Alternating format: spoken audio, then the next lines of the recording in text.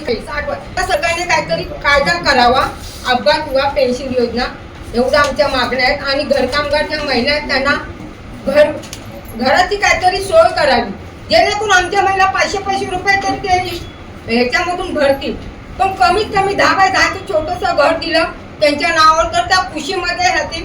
आणि सरकारने जर एवढ्या आमच्या मागण्या पूर्ण केल्या तर मी सरकारचे खूप खूप धन्यवाद करते. कारण आणि 2008 पासून माझं हे स्वप्न आहे. सरकारने आम्हाला 3 तरी मागण्या द्यावा, एक घर, अपघात विमा आणि पेन्शन योजना. म्हणजे आम्ही आता 60 वर्ष झालो रिटायर होणार, आम्ही तब्येत आमची बरोबर नसते, तर सरकारने आम्हाला काहीतरी पेन्शन योजना, जसं संघटित कामगारांना पेन्शन आहे तसं आम्हाला पुन्हा ती पाकळी द्यावी.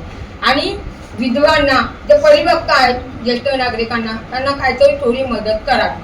म्हणजे कायमस्वरूपी करावी, असं नाही की 2 वर्ष आणि 6 महिने, कायमस्वरूपी करावी. हेच आमची मागणी आहे.